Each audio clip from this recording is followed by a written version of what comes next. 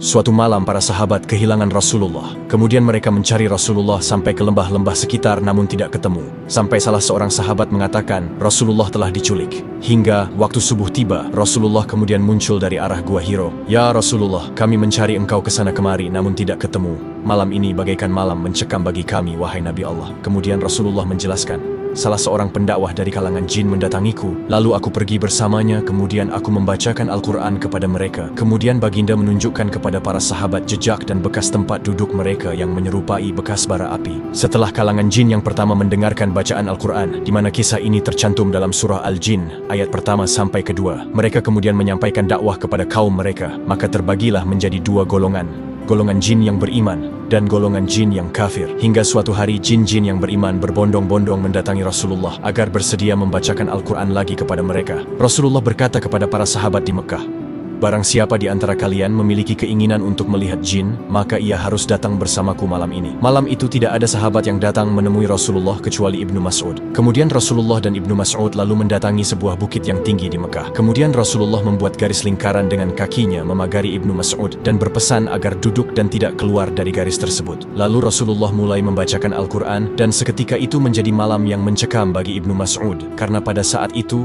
ia melihat makhluk yang tidak biasa ia pandang. Rasulullah dikepung oleh makhluk-makhluk yang tinggi hingga tubuh beliau hilang dari pandangan Ibnu Mas'ud. Setelah beberapa lama, makhluk-makhluk itu pergi berkelompok-kelompok seperti awan yang berbondong-bondong, tetapi masih tersisa sekelompok kecil dari mereka. Ketika fajar menyingsing, sekelompok kecil jin itu pun pergi meninggalkan Rasulullah. Kemudian Rasulullah mendatangi Ibnu Mas'ud lalu bertanya, apakah kamu tertidur? Ibnu Mas'ud menjawab, tidak. Sesungguhnya berkali-kali saya ingin meminta pertolongan, tapi saya mendengarmu memberikan isyarat dengan ketukan tongkat kepada jin-jin itu agar mereka duduk. Rasulullah berkata, jika kamu keluar dari garis itu, aku tidak dapat menjamin keselamatan kamu dari sambaran sebagian mereka.